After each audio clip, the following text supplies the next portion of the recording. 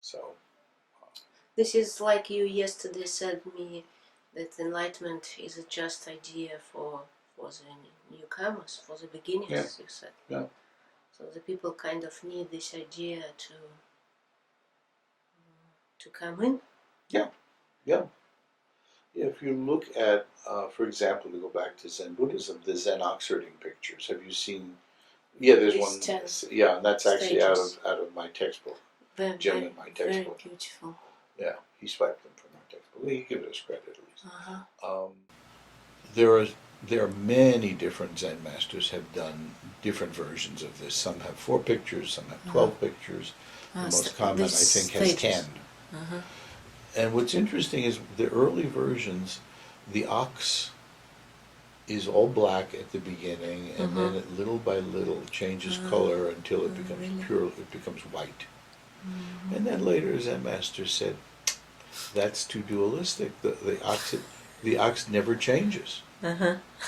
You know, it's no different at the beginning when you're a student struggling, and and at the end when when you've even transcended it.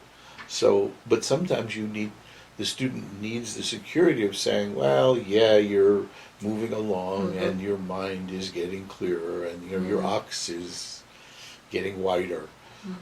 Because they can't, they literally don't know how to handle the idea that you're as enlightened as you'll ever be. Don't worry about it. It's like most people would not know how to handle that. It would probably screw their practice up. So. And so you, with your experience, more and more understand that there is no enlightenment.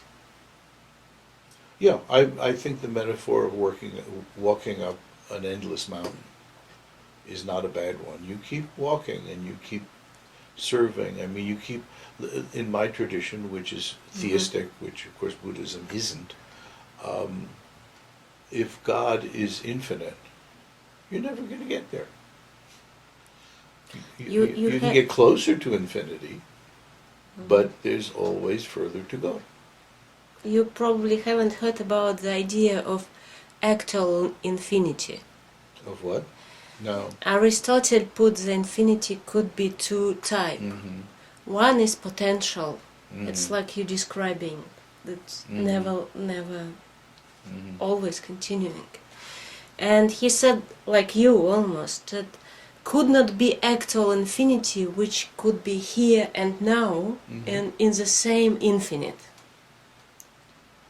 Could be actually given. But just let me finish with this story. In the end of 19th century, George Cantor, who is a German mathematician, he found that there could be actual infinity, at least in mathematics. He found there's lots of abstract things in mathematics that you'll never ever find in the real world. I mean, starting with either 1 or 0. There's no 1 in the real world, and there's no 0 in the real world. They're not real. They're abstractions. I mean, like 1 cup of tea. 1? There is 1 cup of tea. There's one with a little less, because the only way you can get 1 cup of tea if it starts flowing over, and then it's completely full. Tell it again, I didn't get the idea. You have to fill this so full that it's flowing over for it to be 1 whole cup. Because anything less than that, it's a little bit less than 1. I mean, in the real world, there is no perfect 1 of anything. There's no perfect 0 of anything. This is Buckminster Fuller's, who I like very much.